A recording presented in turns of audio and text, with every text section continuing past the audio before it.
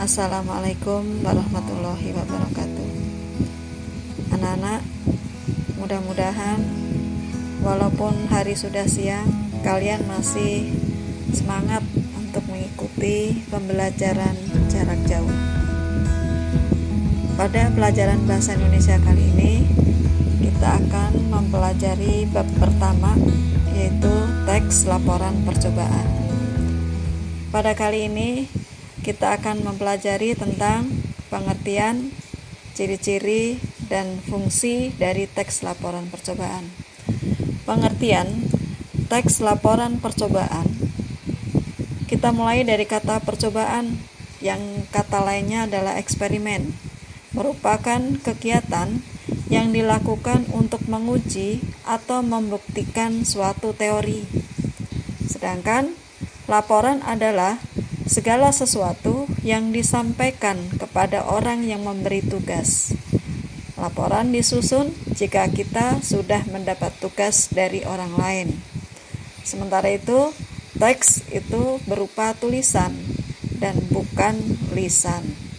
Jadi, teks laporan percobaan adalah tulisan yang menyampaikan hasil kegiatan percobaan, baik menguji atau membuktikan kebenaran suatu teori.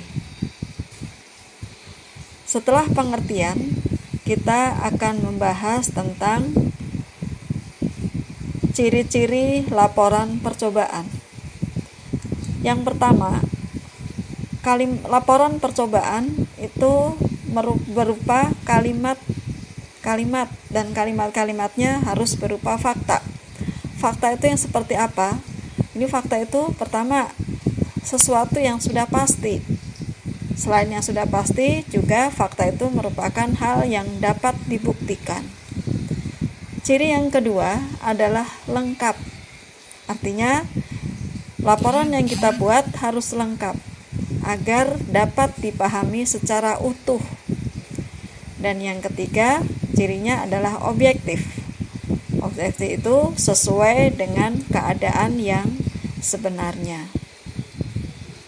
Setelah kita mempelajari ciri-ciri laporan percobaan, kita akan mempelajari yang berikutnya adalah fungsi dari laporan percobaan. Ada 5 fungsi dari teks percobaan. Yang pertama, sebagai sumber informasi. Yang kedua, teks percobaan itu sebagai bukti bahwa kita sudah melakukan percobaan. Yang ketiga, kalau kita simpan, teks percobaan menjadi atau kita berfungsi sebagai dokumentasi. Yang keempat, bisa juga berfungsi sebagai pemecahan masalah. Dan yang kelima, berfungsi sebagai pertanggungjawaban. Dari kelima fungsi itu bisa kita singkat dari info, buku, masa tanggung. Info itu informasi, buku itu bukti, dokumenku itu dari dokumentasi, masa itu masalah, dan tanggung itu adalah tanggung jawab. Untuk lebih jelasnya, setelah kita mempelajari pengertian, kemudian ciri-ciri dan fungsi, kita akan melihat salah satu contoh teks laporan percobaan.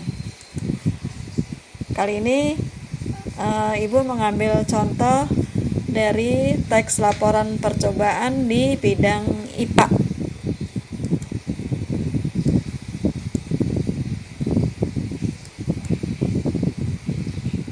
Yang bagian pertama setelah kita memberikan judulnya adalah laporan uji lemak. Yang pertama kita berikan untuk teks laporan percobaan adalah pendahuluan. Pendahuluan itu ada latar belakang dan ada tujuan dari teks laporan percobaan tersebut. Setelah tujuan atau pendahuluan, berikutnya adalah tinjauan pustaka.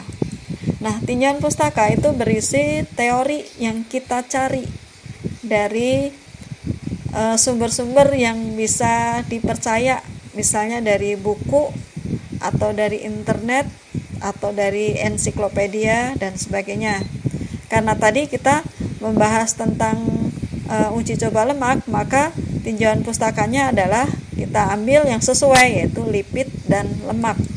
Kita cari lipid itu apa dan lemak itu apa sebanyak mungkin yang kita dapatkan dari sumbernya.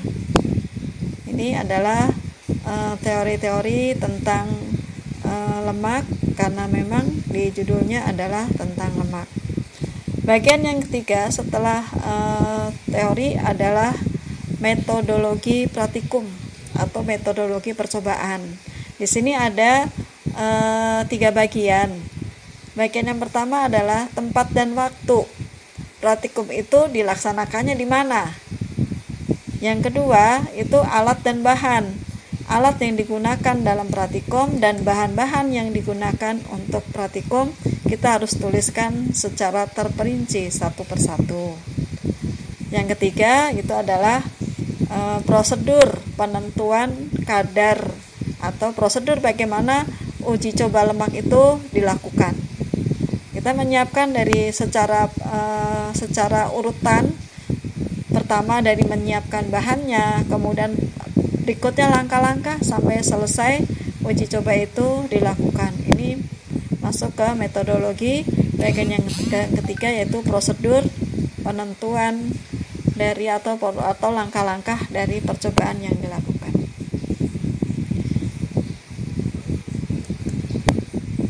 Yang keempat, setelah metodologi kita selesai, kemudian langkah-langkahnya kita selesai, kita sudah melakukan percobaan, maka yang keempat itu adalah hasil dan pembahasan. Hasil yang kita cantumkan di dalam percobaan itu hasil dari uji coba yang kita lakukan, karena tadi menggunakan bahan-bahan makanan seperti kacang tanah dan sebagainya. Nah, dari hasil itu kita akan melihat ada lemaknya atau tidak dari percobaan itu. Nah, kita tampilkan dalam bentuk tabel seperti ini.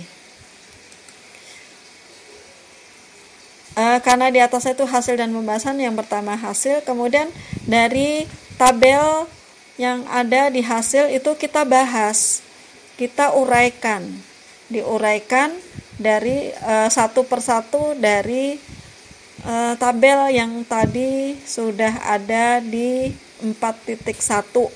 Kita bahas bahwa bahan makanan yang pertama sampai bahan makanan yang terakhir itu mengandung lemak atau tidak mengandung lemak. Nah, itu kita jelaskan di bagian pembahasan. Kalau kita mau mendapatkan